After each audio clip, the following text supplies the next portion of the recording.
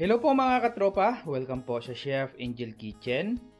For today's episode, gagawa po tayo ng napakasimpleng recipe. Ito po tinatawag na paksiw na galunggong sa kamyas o tinatawag sa amin sa Bisaya na inon-unan. So ito na po yung ating mga ingredients. Gagamit tayo ng galunggong. Pwede rin po yung ibang klaseng isda katulad ng tambakol or tuna. Sliced na sibuyas,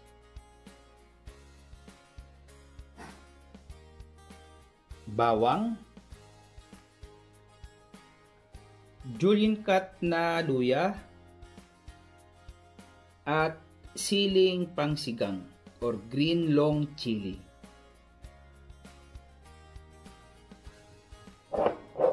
Cracked or whole peppercorn or paminta, asin, at optional ingredients na used oil. Ito po ang used oil na gagamitin natin dito. Yan po pinagprituan ng karne. Huwag po galing sa isda para hindi po malansa. Yan po yung optional ingredients lamang. Kung ayaw nyo po gumamit ng used oil, pwede po kayo gumamit ng bagong oil. At para naman sa ating pampaasim, hindi po tayo gagamit ng suka. Gagamit po tayo ng burong kamyas. Since ngayon, marami pong bunga yung mga kamyas natin. So, ito po ang gawin nating substitute sa ating suka. Kaya tinawag po siyang paksiw sa kamyas. Kung mayroon po kayong fresh, pwede rin po. Pero mas masarap po pag gumamit tayo ng burong kamyas. Madali lang po gawin yung burong kamyas. Ito po yung recipe. Sa 1 kilong kamyas, pwede po kayo maglagay ng 1 cup na asin, 1 kutsaritang sugar, at 1 kutsaritang suka. And then, ilagay po natin sa sterilized po na container. And then, hintayin po natin na mag-ferment po siya about 2 weeks. Ayan po, mga 2 weeks na po siya. Pwede na po natin ihalo sa iba po nating mga lulutuin. So, ayan na po. Mahigit na po yung 2 weeks, siguro mag-1 buwan na po yan. Hindi naman po yan nasisira. So, mag-start na po tayo. So, mga katropa, mag-prepare na po tayo. So, first, ilagay po muna natin yung ating kamyas dito sa ilalim. So, ito po gawin nating pangsapin. Yan. So, mas maganda po mga katropa, gamitin natin yung burong kamyas. Kasi medyo mas intense po yung lasa compare po doon sa fresh o bagong pitas na mga kamyas. Sa paglagay po ng kamyas, depende po yan sa inyo kung gaano po karami. So take note, since ito po ay medyo maalat, adjust na lang po kayo sa inyong asin. Okay? Pwede po kayo magdagdag na lang lately ng asin para hindi po umalat. At again, pwede rin po kayo gumamit ng betchin or MSG kung gumagamit po kayo. Yan, I think po pwede na po yan. Importante po, masapinan na po natin yung ating isda. And then, ito na po nating isda. Ilagay na po natin. Iayos na lang natin dyan.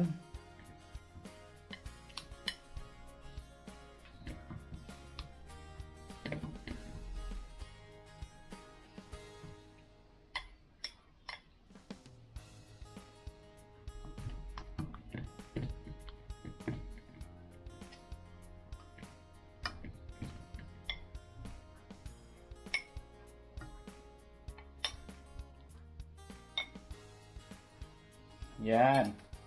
So wala naman po pinag-iba po yan sa parang paksiw, inaksiw na isda.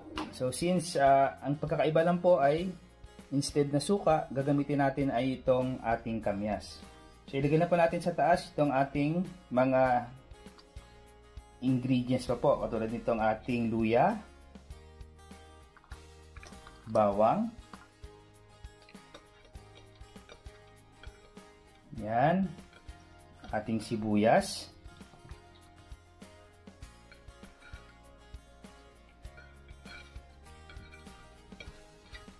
at yung ating sili. Yan. So, pwede po kayo gumamit ng siling maanghang kung gusto nyo. Sa akin po, hindi po mahilig yung asawa ko ng maanghang, kaya konti lang po ilagay natin na sili.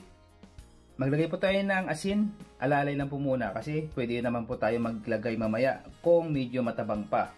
Since medyo maalat na po yung ating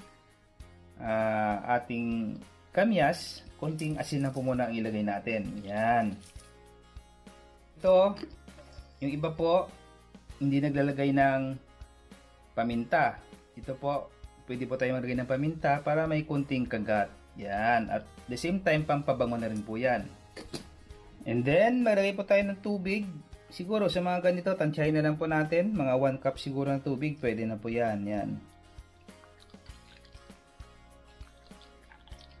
Yan, okay na po yan. Itong ating used oil, ito po nilalagay ko po bago po siya maluto. Bago po natin hanguin. Ito po nilalagay natin. This is an optional ingredients. Mas malinamnam po pag nilagyan natin ng used oil. Again, pwede rin po kayong gumamit ng bagong oil kung ayaw nyo. Ito po ay galing sa pinagprituan ng baboy or manok, pwede rin po. So takpan na po natin ito mga katropa at lutuin na po natin. So mga katropa, lutuin na po natin in medium fire lang po. Okay? Once na kumulo na po siya, hinaan na po natin ang apoy, simmer lang po para hindi po masunog. Okay. So yan na po yung ating inununan. Takpan po natin, hintayin po natin na kumulo, and then hinaan po natin yung apoy. So mga katropa, after po mga 10 minutes, tingnan po natin, yan, luto na po yan yung isda natin. After 10 minutes kasi maliit lang naman po yung isda at saka galunggong. Gagawin po natin, hinaan na po natin yung ating apoy. Yan. So isisimmer na lang natin yung ating isda hanggang mag-evaporate yung kanyang remaining na liquid. It's up to you guys kung gaano po katuyo or kung may sabaw pa yung gusto nyo. Pero mas masarap po dito yung medyo tuyo po siya. So pwede po natin i-distribute yung kanyang liquid sa taas, yan, para mag-incorporate po yung lasa. So dahan-dahan lang po para hindi po siya madurog. Okay? Yan. And then dito, tikman na po natin. Dito na po tayo mag-adjust ng seasoning kung kulang pa. Kasi konti lang po yung asin na nilagay natin kanina. So tikman natin. So okay na po mga katropa. Kahit konti lang po yung asin na nilagay natin, ay malasang-malasa na po siya dahil yung ginamit po natin is yung burong kamyas. So yung burong kamyas, maasim na po siya at the same time maalat na. So siya na po yung magbibigay ng umami flavor, siya na po yung magbabalance ng lasa. Again, pwede po kayong magdagdag dito ng betchin, asukal, depende po yan sa inyo. After po natin na matanggal yung takip, dito na po natin ilagay yung ating used oil. Yan. So again, ito po ay pinagprituan ng baboy, pwede rin po pinagprituan ng manok. So ito po ay optional ingredients lamang. So mas malinamnam po pag naglagay po tayo nito. So konti lang, about mga 2 kutsara or 3 tablespoon lang po. Yan.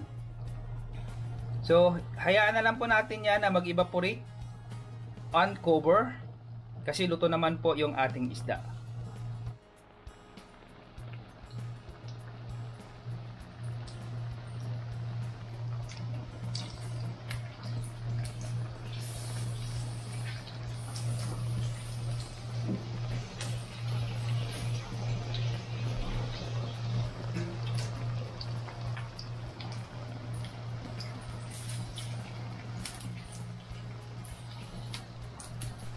I think okay na po yung ating galunggong na pinaksiw sa kamyas na buro. Yan, yan na po mga katropa. So medyo mayroon pa po siyang kunting liquid, kunting sabaw. Yan, okay na po yan. Depende po yan sa inyo kung gusto nyo po tuyong-tuyo. Sa akin, medyo gusto ko yung medyo may kunting sauce pa siya ng konti para masarap po ihalo sa kanin. So lalo na po ngayong taglamig, napakasarap po ito. Sigurado po mapapasarap kayo at mapaparami yung kanin nyo dito. So mga katropa, sana nag-enjoy po kayo Ako po si Chef Angel, nagsasabi sa inyo mag-ingat po kayo palagi and God bless!